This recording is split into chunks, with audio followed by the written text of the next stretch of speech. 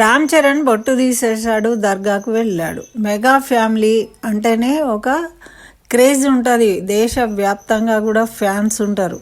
వీళ్ళు public persons కాబట్టి ఎక్కడికైనా వెళ్ళవచ్చు, ఎవరైనా కూడా దర్శించవచ్చు, తప్పులేదు. సనాతన ధర్మం ఏం చెప్తుంది?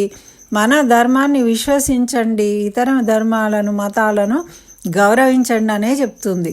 మరి ఒకవైపు బాబాయి కూడా ఎంత స్టాండ్ ఇస్తున్న సనాతన ధర్మానికి గురించి మాట్లాడుతూ ఉన్న సమయంలో రామ్ చరణ్ అక్కడికి వెళ్ళడం తప్పు కాదు, కానీ అక్కడికి వెళ్ళడం వల్ల ఈ విధంగా జరిగింది, మంచి జరిగింది అని చెప్పి విశ్వాసాన్ని ప్రకటించడం అనేది హిందువులందరి మనోభావాలను దెబ్బతీసింది. కాబట్టి కొంచెము మీరు ఆలోచించి ఇటువంటి సున్నితమైన విషయాలు మాట్లాడాలి అని నా విన్నపం.